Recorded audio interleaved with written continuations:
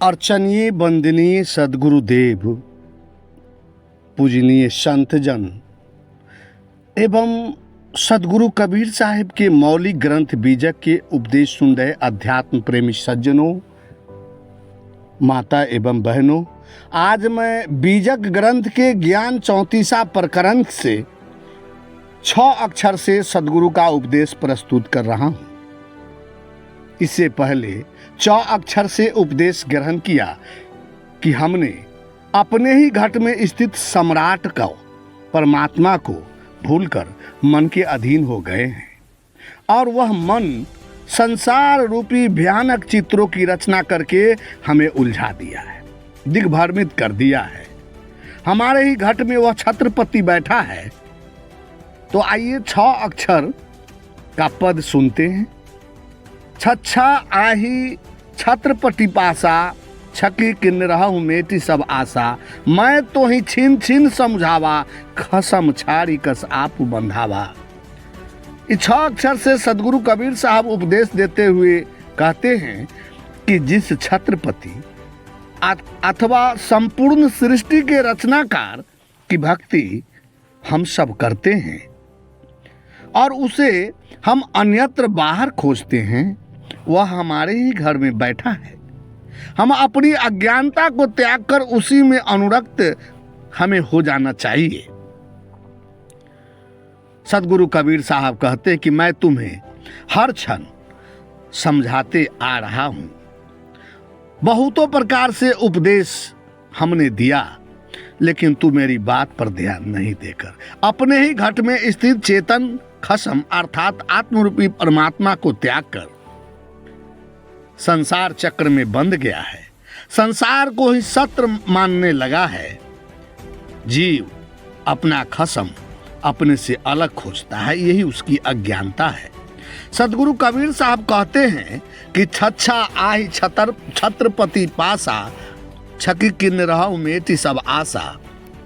जिस राम को, ईश्वर को तुम नदियों में, तीर्थों में, पहाड़ों पर, शास्त्रों में, धर्म ग्रंथों में खोजते हो, वह तुम्हारे पास अर्थात तुम्हारे घट में ही स्थित है।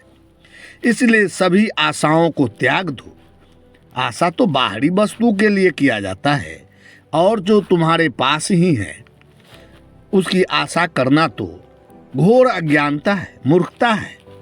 सद्गुरु कबीर साहब आगे कहते कि मैं तो ही छिन छिन समझाया, खसम छाड़ी बस आपू बंधावा। मैं तुम्हें बार बार समझाते आ रहा हूं, लेकिन तुम अपने ही घट में उस खसम को छोड़कर बाहर उस खसम को, उस परमात्मा को खोज रहे हो।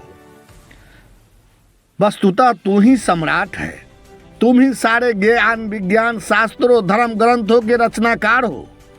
फिर तुम अपने स्वामी भाव को छोड़कर क्यों दूसरे को अधीन हो रहे हो तथा नाना प्रकार के मान्यताओं में बंध रहे हो।